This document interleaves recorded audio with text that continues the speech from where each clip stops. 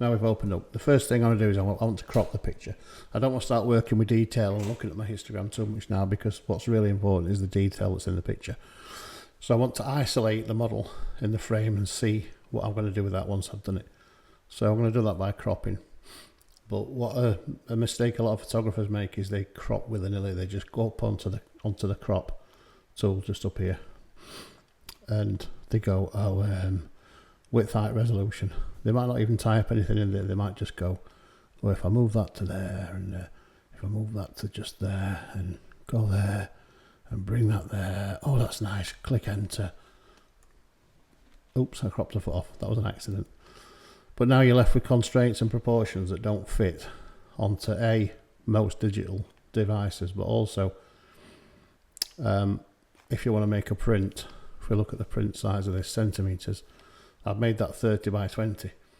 Now an A4 is 29.7 by 21, so it ain't going to fit an A4. An A3 is twice that. If I look at the old school inches, I've done it 8 by 11. So 12 by 8 isn't going to fit. A 10 by 8 is not going to fit. So you see what I'm saying about cropping and getting the right proportions. So I'm just going to undo that. So for this example, I want to crop it the same dimensions as what it was originally off the camera. So if I click on original ratio and drag the edges of the box to where I want it, making sure that my line is nice and centered in there, which she is. Just going to crop around, and then you can see by doing that I've managed to crop her and keep her looking nice and centered, and the picture is the original dimensions it always was, aspect ratio. So now I know I can go and print and get a 12 by 8, 18 by 12. If I want to do an A4 print or an A3 print, I'll go into the crop settings now and make that, but we'll cover that in another session. So all I've done is I've cropped away all the stuff I didn't want and made sure Melina is nicely framed in the middle of the picture, which she now is. So the next stage is we're going to look at what happened when we converted our raw file into a JPEG. For those of you that aren't sure or don't know, when you convert a raw file to a JPEG, it does that by compressing data. And really, the easiest way to imagine data is, imagine you've got 3 billion shades of red. You can see the 3 billion shades of red in a raw file, but in a JPEG, you probably only need 20. So what the conversion does is it takes out the almost 3 billion reds and just leaves in enough that you can see on a screen to make the picture look all right. So that's how it compresses the file. The file remains the same size, physical dimensions, but the actual kilobytes or megabytes of it are reduced because there's not as much information in the picture. It's a little bit like having a bowl of water, fill it up to the top, it's still a bowl of water. If you half fill it, it's still a bowl of water, or there's not as much water in it, right? It's a similar kind of analogy. So the first thing we want to look at when we look at our converted JPEG is just again to check the histogram to make sure that we didn't put anything back that we've just took out. And what I mean by that is we spent a lot of time just making sure we had our colour right. But as you can see on mine now, somehow in that conversion, I've picked up some horrible magenta, which you can actually see on the picture, I think. So if that happens, it doesn't always happen, but if it does happen, there's a really, real quick fix to get rid of that. So all we're going to do is, in our layers here, your layers may not look like mine, yours might be pre-packed how it comes out of Photoshop. On another tutorial I'll cover how to make it separate. What you're looking for is this little semicircle, this little black and white circle, and if you click on that you'll see a thing called photo filter. And in the photo filter it's always preset to warming filter orange. It's horrible, ignore that. What we're looking for is to get rid of that horrible magenta, we need to put its opposite colour from the colour wheel in, and that opposite colour is green. So if we just select green from the drop down, turn it all off, and then watch that narrow band of magenta disappear as I click into where the one is and using my arrow up key start to add in green. Can you see that magenta starting to go? Yeah. Now we've got a little bit of blue in there, a little bit. I'm not too worried about that blue. If it was a hell of a lot of blue, we could do another photo filter. What's the opposite of blue? Or opposite of cyan here, you say?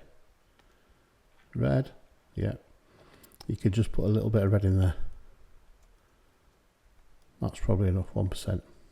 So we've got a little bit, it's not really detectable, but we've got rid of that horrible magenta. If I just take those two off again, look at that picture, look at it now. Without the filters, with the filters. You see that? So sometimes that happens in the conversion from RAW to JPEG. So first thing we check, when we've opened it as a JPEG, have we killed our colour? If we have, use the photo filters to put it back. One more thing I might check at this point as well is sometimes we lose a bit of exposure. Remember I went and I tweaked the exposure of the RAW file by 15%. Sometimes in the conversion you lose that as well. So what I'm going to do is I'm going to just check that using levels. Now you can see the histogram here is the same as what it was when we were on the other screen in RAW. But here it's mirroring again. So you've got shadows to the left, midtones in the middle, highlights to the right. We've got loads of highlights we could put in here, but we don't want to. It's not that kind of picture. So what I'm going to do is I'm going to come down here onto the layers. I'm going to grab this thing called levels. And you can see there we've got a carbon copy of our histogram, like that. Just move them across a bit so you can see the picture. Now again, remember what I said before, we don't wang sliders around. We're not slider fiends here. We do everything by percentages, so we can fix by percentages. But just as an example, if I grab that slider and bring it right over to there, to where the data starts, you might think, well, that's a nicely exposed picture now. But you can see we're starting to lose detail in some of her face, some of her body. And also, it just becomes a regular well-lit shot, which is not what I was going for. So if we reduce that back off, what I would do is I would click in here. I might add another 10, 20, 30, 40, 50% to make it roughly, I think, where it was when I first edited it. So you can see, if I turn the iron off, that whole caper drama in the conversion. That whole drama in the conversion. So you might think, that's a lot of work. It's not really, it's just fine tuning and making sure things are perfect before they're released into the public.